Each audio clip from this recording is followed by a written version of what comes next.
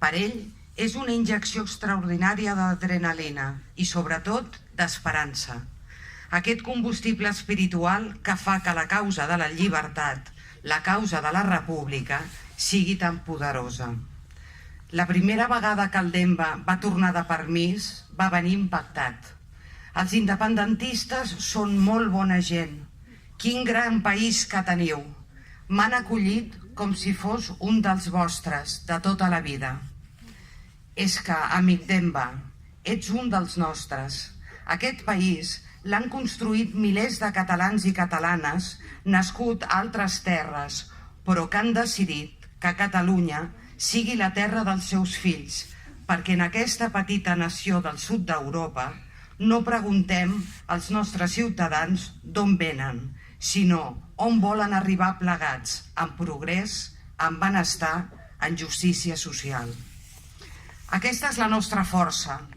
Aquesta és la força que el Demba, el Diamante, va intuir en els esguards cristal·lins espurnejats de les dones i els homes que us mobilitzeu arreu del país per demanar la nostra llibertat.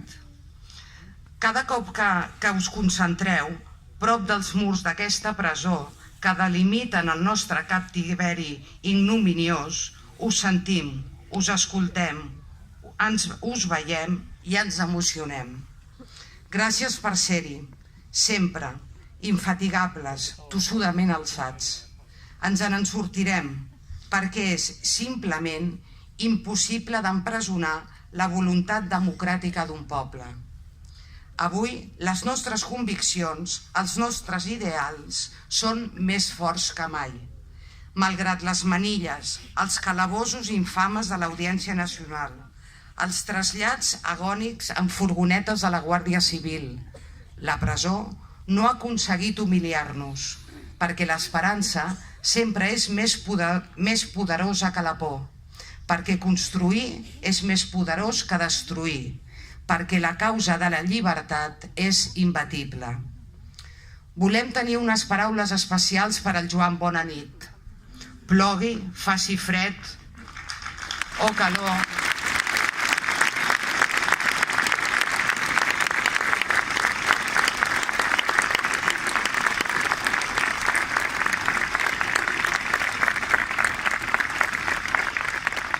Festiu o laborable, vacances o no, sempre ens ha acaronat amb aquesta veu jove i potent que transcendeix els murs físics i metafòrics d'aquesta presó.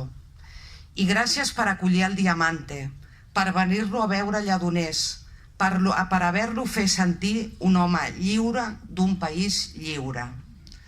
Des de dins de la presó i des dels turons que l'envolten i que cada dia us feu vostres, conjurem-nos, manllevant les paraules de Salvador Espriu. Ara diguem, nosaltres escoltem les veus del vent per l'altra mar d'espigues. Ara diguem, ens mantindrem fidels per sempre més al servei d'aquest poble. Visca Catalunya, visca la llibertat. Els 7 presos polítics de Lledoners, 30 d'octubre de 2018.